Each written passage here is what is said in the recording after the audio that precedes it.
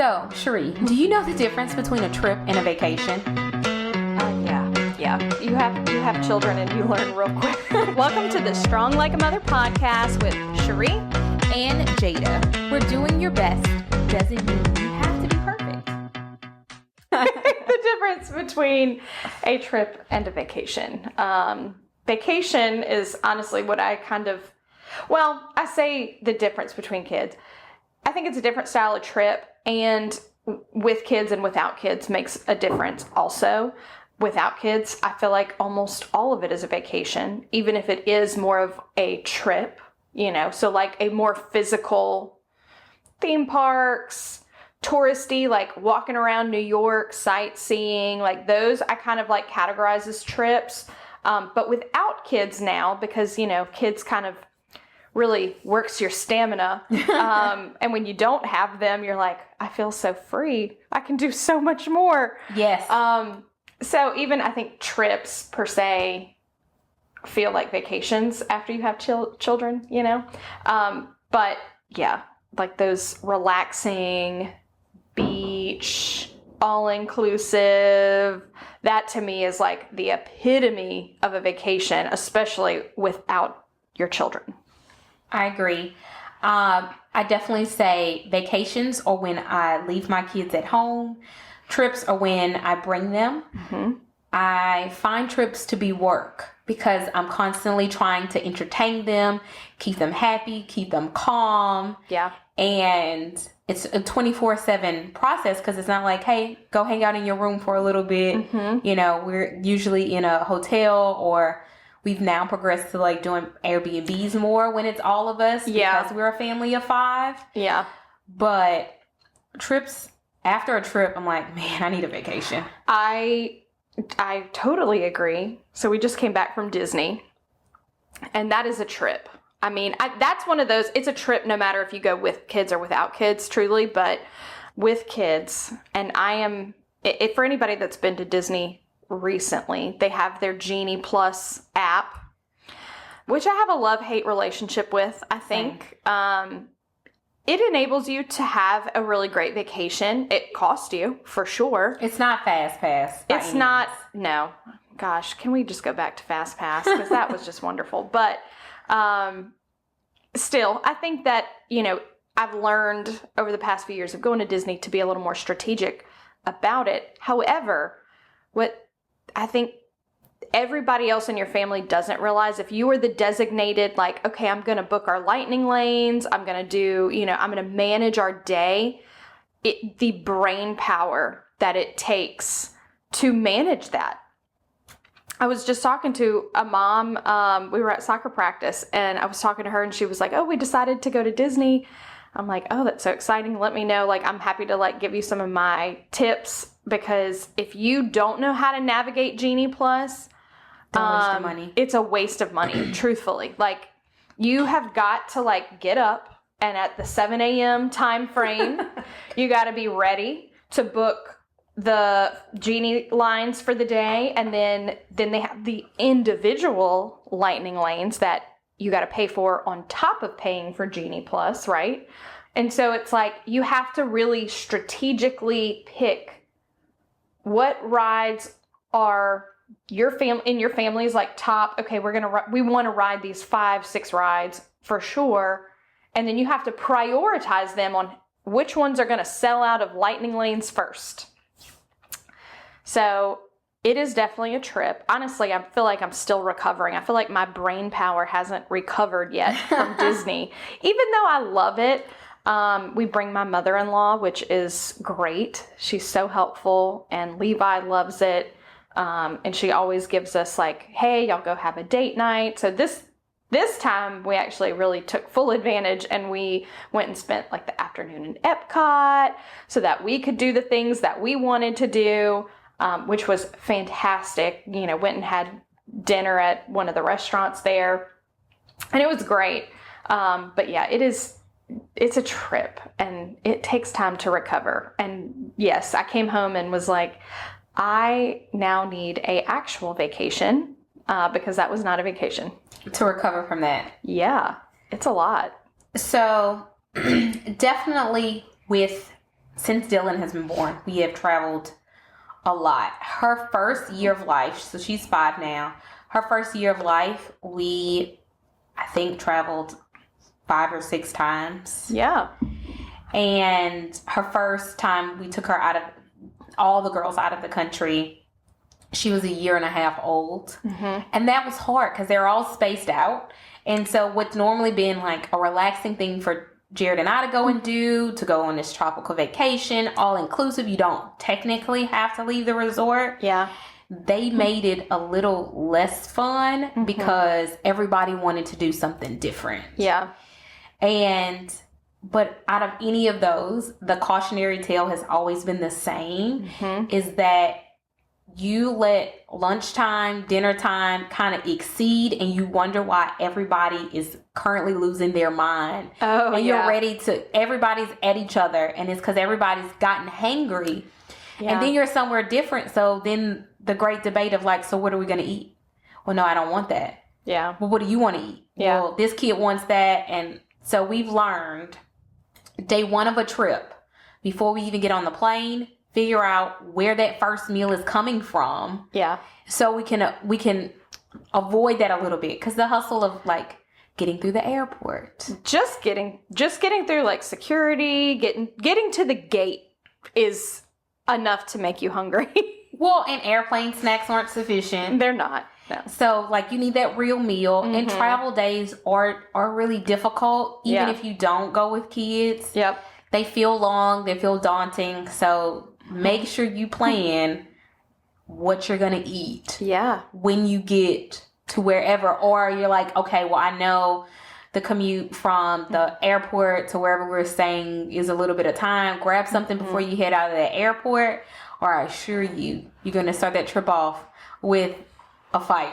Oh, yeah. With someone. It is a surefire thing. Yeah. To where like that has been the worst part. Not traveling with the baby was interesting, but Yeah. that was the worst. Like, we're all hungry, and what do we do? Yeah. I don't ever leave for the airport without tons of snacks. You best get something to drink before you get on that plane. And without a doubt, you better go take your little one to go potty, because those airplane bathrooms are real tough. Yes. Because they don't fit 2 people. They barely fit 1 person. It's tough for an adult. Yeah. And then is Levi at the age now? He's like, I got it. I can go by myself. And you're just like, not in public. You're not. He does have it in a normal bathroom, but not on the airplane bathroom. The airplane bathroom really freaked him out this time. I don't know if it's just the size of it, I don't know. He was not having it.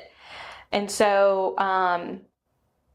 where we were sitting on the plane, we had to go to the front bathroom, which you cannot leave that door open any which way, because it's where like the pilot door is. And so I'm like, okay, I'm just gonna so I let him go in, and then I basically back in so I could close the door, and I'm like, I can't turn around.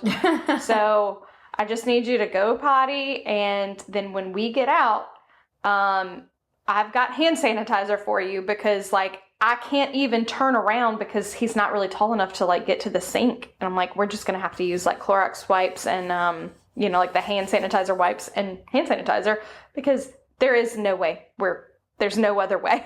So yeah, that's important. But Dustin made the mistake on, I don't even remember, one of our recent flights. He didn't eat and then didn't take into account, like, we've got a layover that we didn't get off of the plane for. So we're big Southwest flyers.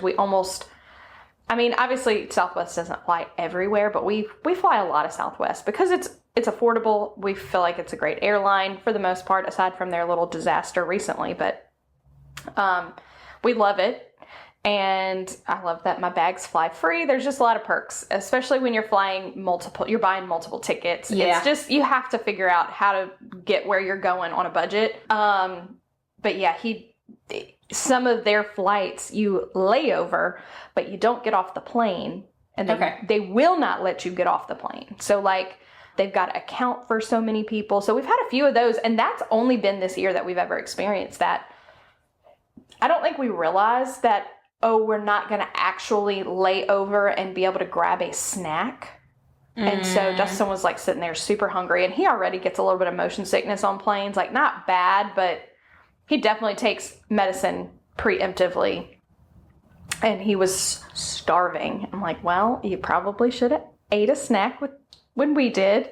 But yeah, I think after that, he's been very conscious about, I'm going to go get a snack or I'm going to go get a drink. You have to. For Levi, I pack tons because it's one of those things, I think, for little kids, they don't really know what all to do. And so as he's gotten older, this time, he was so self-sufficient for the first time ever since we've been flying. And we do travel, a decent amount, I think. We probably fly at least 2, maybe 3 times a year. And he actually did really well. He was very self-sufficient. But, he got his tablet, he picked a movie, and he just sat there and watched his movie. Like, the whole time he ate his airplane snacks, he got his apple juice, and that was it. But previously it was like, you kind of like had to use the snacks to like occupy them because you can bring activities, but it just doesn't they know that they're in this different environment and it just doesn't hold their attention like it does at home, I think, Yeah. When Dylan was smaller, she was the smallest that we've ever traveled with. Mm-hmm. And her first flight she was turning 6 months old. We were flying all the way to California. Mm-hmm. And the goal was always to plan flights around nap times. Yeah.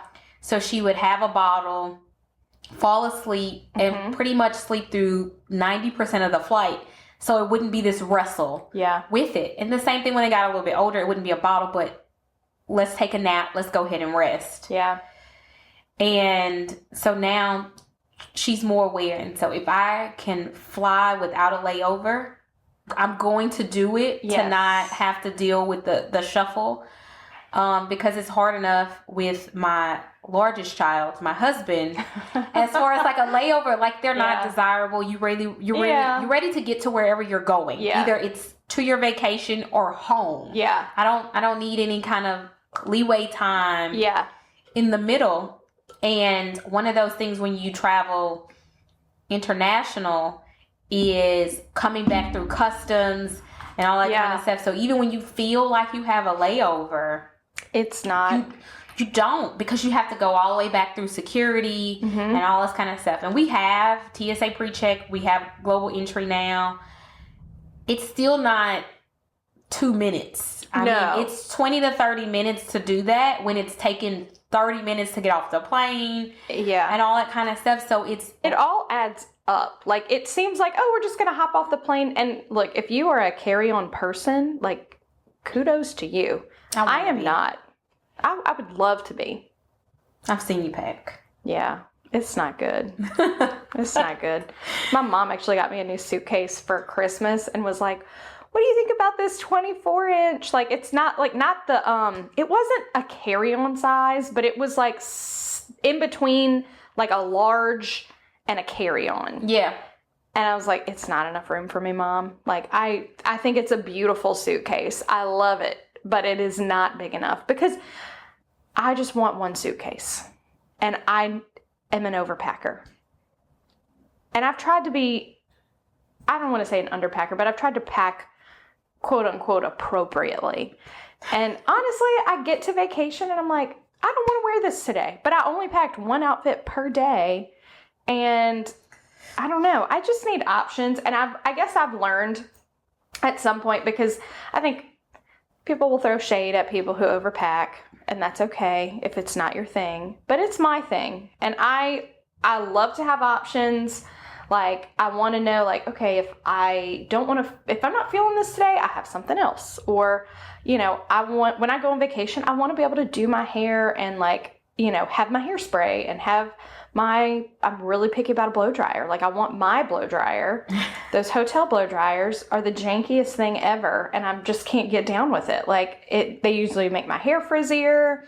They're not as hot. They don't blow as strong. Like, I ain't messing with that. I'm honestly scared of germs, but... Well, yeah, that too, but... We have got to insert a picture of your yellow suitcase. That is a rest in peace. Like, that suitcase, that last trip was like, that suitcase. Bless you. Done all you can. I bought that suitcase probably 10 years ago at TJ Maxx for like $89. It's this bright yellow Jessica Simpson. I mean, I loved it because when you get off of an airplane and you're going to get your bag, 100% you know it's yours. Like, it's so bright and vivid and cheerful, and like, it's such a ray of sunshine, and I am someone who thoroughly enjoys vacation, so it just goes with You rolled that thing till the wheels fell off. Literally losing wheels, leaving the airport. Yeah. Like, yeah. That poor suitcase. Yeah. That suitcase lived a very good life. She traveled all over the place. She's been to Mexico and to the Bahamas, and she's been to Disney and to California and Texas, and I mean, Lord knows wherever else we've been over, a span of 10 years. But yeah, it was, I'm not even gonna lie, I haven't thrown it out yet. I still have it. It's like I don't know, there's like sentimental value there, truthfully, but... We talked about curating and collecting. You can't use that thing anymore. I can't use it anymore, and I have gotten a new suitcase, but yeah, I don't know. It has a lot of good memories in it. But yeah, I literally rolled it when we were on our business trip last year. Last year. The wheel literally fell off as we were rolling into the Don Cesar. It was comical. It sucked getting it back, let me tell you, because we had basically made it to the hotel by the time it actually like gave out completely. Getting it from the hotel to the airport to, and then we had to get on that death escalator that was like 4 stories tall with a janky suitcase that wasn't even. It was a little scary. Very much so. So do you pack for everybody in your house, or you just pack for yourself? I pack for Levi, and Dustin does help me sometimes. Like, he'll get it together, but I think he knows that I'm particular about, so the way that I pack Levi is I do pack him an outfit for every day, and I am a crazy person and get Ziplocs, and I label everything, and so there's an entire outfit in the Ziploc bag. So shorts, pants, shirt, socks, underwear, the whole thing. And then I pack extra stuff for him too, but so I typically do pack Levi, and then I pack myself. Dustin packs himself, and he's kind of in charge of like arranging the vehicle, like the Tetris playing thing where you've got to like get everybody's suitcase in the vehicle. And he's like okay, I'm going to make sure the tires are blown up and, all of that stuff. But yeah, he packs himself and he handles that. And then I pack myself and I pack Levi. But just the preparation to go on vacation, we've got our dog, so we've got to get the dog sitter. And then, is everything, and she takes care of so much for us. Like, she checks our mail, and she, basically is a house sitter instead of just a pet sitter. But there's a lot of coordination that happens there. So it's, if I had to pack him too, I would not pack things that he wanted to wear, but I just don't have the capacity, honestly, to pack anybody but me and Levi. No, I make a list now. We break it out into days, and I give the older 2 girls a list, and I'm like, this is how many outfits you need, this, that, and other. Yeah. Dylan, of course, we still pack. Yeah. Jared packs his clothes. But it's funny now that we've traveled so many times, he'll get somewhere and he's like, hey, do you have this? Do you have that? And there have been times where I didn't have it. And so now I know. I make sure I pack nail clips. I pack first aid kits. I overpack essentials and the amenities, like shower stuff, hair things, all that stuff. I make sure we have. So I have to cover the day-to-day life because he may forget toothpaste, he may forget a toothbrush, so I make sure that I have my list to make sure we are functional, but just in case, I do know where the local Target is. Unless we're out of the country, then we're SOL. So Well, you know. and even then, you can probably find what you need most of the time. Maybe for a premium price. You ain't lying on that one. So Dustin he really does pack well for himself, but let me tell you, I can't even tell you how many vacations we've gone on that man has forgotten to pack his swimsuit. So, and you know how expensive swimsuits are when you're like in a touristy, beachy place? It's like, $159 for this Hurley swimsuit. Like I saw this at Target for $2. Right? It's like, so, I think we all have those moments where it's like, sometimes you got to go to the Target sometimes you are paying the premium. Right. Because you don't have to have whatever it is, and you just, you suck it up and you let it go. I don't know that there's ever been a trip that I've been on and it's just been perfect to a T. There's like the last trip we had together, we literally sat in an airport for 4 hours? Oh my God. Because they couldn't find the pilot to fly the plane. Yeah. And that was just like, what we could have been doing with this time? Or we could have went and had a really good dinner. Right. And all that. But it did not ruin the trip for us for having that sucky moment. And one of the things, we talked about your trip to Disney. The last time we took everybody, was the first time we did an Airbnb. And that was the best thing. We stayed for so many days. It just was more cost effective as far as the flights and the parks. But we had a day where we did not go to the park. The Airbnb had its own pool. And now that's become a thing where, hey, let's stretch it out. We don't go to the parks every day. And we have that day where we just hang out. Yeah. We cook at the Airbnb. They get to spend the day in the swimming pool. And that seems to be one of their favorite trips. Dylan calls it the house hotel. She's like, when are we going back to the house hotel? That's cute. I spent all this money to go to theme parks, and that was the highlight. Was staying in an Airbnb, but that's kind of how these trips are. You put so much into certain areas of it, and that's not even the biggest takeaway from it. That's not even the greatest moment. The greatest memory is not this experience on a ride. It's always something random. Oh, yeah. I mean, we love a good Airbnb. I think it's easy as a family. Definitely. Because you've got the washer dryer, you've got a kitchen, it's a lot easier and honestly more cost effective to feed your family, to take care of your family, especially if it's got a pool. But I think it comes down to just managing those expectations. Yeah. And I think that's helpful for any person traveling, period, because there's a lot that is out of your control. And you just have to go, you know what? I'm here for the ride. Enjoy the journey. I know it's easy to feel that anticipation and excitement that you're just like, I'm just ready to be on vacation. But ultimately, you can just take a step back and go, all right, it's going to be okay. We're going to make it there. Let's enjoy the journey. Sitting in an airport for 4 hours isn't exactly fun, but you could sit there and be bitter about it, or you can say, you know what, I guess let's go see if there's a good place to eat in here, or let's go grab a drink, or, cool, I'm going to watch a movie on my phone because we're very spoiled in today's day. But just when you manage those, to me, I've learned, and one of the best things I've learned since having a child is just let it go. Just manage your expectations. Not that you have to necessarily keep them super low, but just expect the unexpected and just pivot and adapt, and you'll have a much better trip, I think, in general. I agree with that. It's just, it's hard with little people. And the things you're most excited about, 99% of the time, they don't care. No. They're not. No. So you put all this faith in this one scenario or this one experience, and they're like, oh.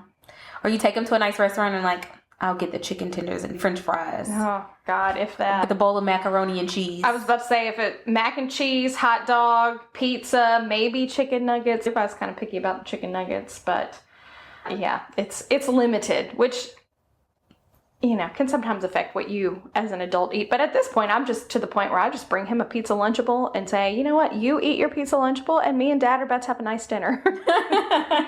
Cost effective. It is cost effective. So what is your favorite trip and your favorite vacation?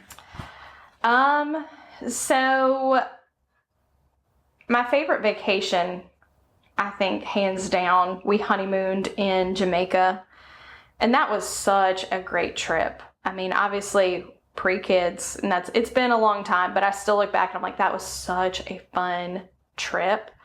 And just, enjoyable and relaxing. It's nice to have those. It makes me think, okay, it's time for one of those again, that it's like no kids. And we do have like a wedding trip coming up for that kind of stuff. But, I think it's important to take that time. And then vacation wise, we've been really blessed and done a lot of vacations recently. And I do love Disney, but we had a great trip in San Diego with some friends that we met out there last year for 4th of July.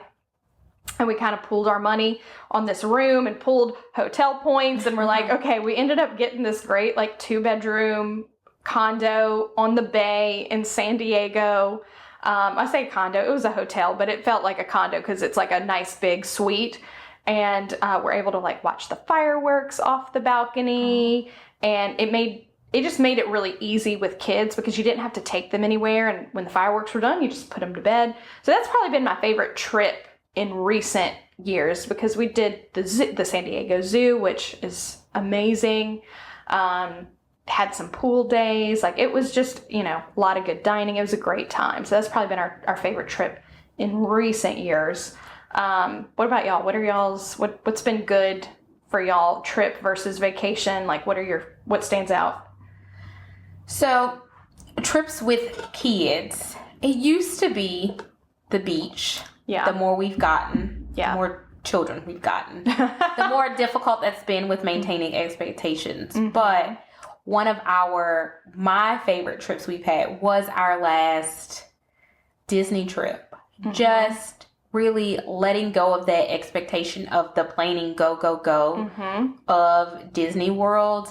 And we spent the day at Universal. But that mm-hmm. trip, they had just such a good time. Yeah. And it was enough days where you felt like, I'm ready to go home. Yep. The kids were ready to go home. Yeah. You didn't feel like there was anything left undone. That everybody got to do what they wanted to do and had enough. And we had downtime the day before we left, which was good to kind of unwind right before you went back to reality. Recharge just a tiny bit for that travel day. Exactly. Yeah. So with everybody. Yeah. So, but as far as vacation goes, I mean, pretty much, so Jamaica has become our place. An all-inclusive resort is always just, because I am so go all the time with kids and work and life, that it's nice. I do not plan excursions when I go. I'm like, I am here. Yeah. This is where I'm going to be. They feed me here. All this is prepaid for. Yep. They bring me my drinks. Yeah. And I love it. And it's just good time that he and I usually have where we just get to hang out and not be mom and dad for a little bit. Yeah. And we still don't stay up super late, but the shows at the resorts are always nice. The food is always really great. You try things you didn't think of before. Mm-hmm. And that was some of our extra bougie traveling experiences, to where now we fly and we pay to go to the lounge there. Yeah. So that way you get to have a little snack and eat before you take your shuttle to your resort. Yeah. And it's just smart because one less fight we're going to have, because we both have had a little bit to eat and a cocktail before we hit on that shuttle ride. So we're in a good mood, fresh off the plane. Yeah. So, but definitely our last 2 trips to Jamaica, they have been just the best, and I can't wait to get to do something similar again. I do want to travel to different places, but something like that. For sure. Well, I love hearing about that. I could talk about travel, I think, every episode, honestly, all day, every day, but alas, I think we've hit the limit on today. So I wanted to point out our Strong Mother Award. And very fitting for this episode, I want to shout out my very good friend and travel agent, Mandy. We've been friends for years. We met probably 10, 12 years ago doing property management and have been friends for a really long time. And she always helped me plan my vacations before. And I'm like, why are you not getting your travel agent license because you have the best travel ideas. You know, like I'll ask her, I'm like, where do we need to go? This is kind of what I'm thinking. She's like, have you thought about Sedona? And have you thought about, she names me like 5 places and I'm like, heck, that was not even on my radar. Right. So it's one of those things that she's so talented with. And so cheers to Mandy. And if you guys need a travel agent, Mandy is amazing. She can book pretty much anything you need or want. And I didn't realize this before she became a travel agent, but it's free to use a travel agent. And my gosh, it makes travel so much easier because you have somebody as a point person. If something does go wrong, she was able to like help me, on a few like hiccups we had that, schedules changed. And I'm like, can we change this? She's like, I'm on it. So cheers to you, Mandy. So thank you for joining us this week. And if you miss us before next Tuesday, don't forget to check us out on Instagram at Strong Like a Mother Podcast and send us your Strong Mother nominations.